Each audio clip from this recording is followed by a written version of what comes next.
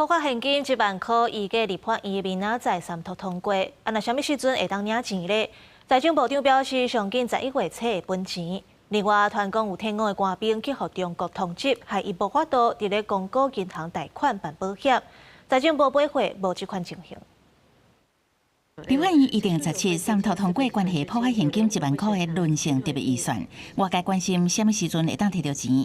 财政部长曾翠云讲，等总统公告了后，差不多需要5个工作日完成名单注册，一定上紧11月初会当发放。11月的上旬就可以发放。按次序来做发放，直接入账会最快，应该会第一个嘛。发这个钱第一个一定要安全，一定要安全，而且不能重复，也不能遗漏。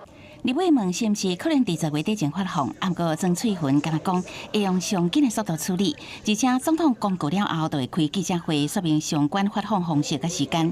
若是民进党立委王定宇讲，有基本部队退役官兵因为互中国点名通缉，有公股银行无愿意贷款甲保险，佮传出这个官兵是向台湾银行信贷办理保险，不过台湾银行否认有这个问题。初步的了解其实是没有这样的问题哈，因为我们银行办的是公保，公保呢。不会是个人来做投保，一定是透过这个要保单位来做投保。我们大概也初步跟各个公股行库了解，并没有这样初步了解，并没有这样的都没有这种状况。对，若是台股这阵表现真好，连续开红盘，10下盘中冲到27673点，阁创新高。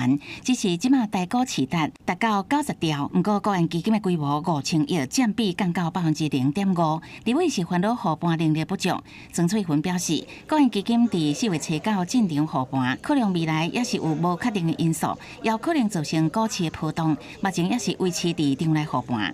若是毋是要扩大个人基金的规模，财政部也是持正面的态度。公司新闻采访报道。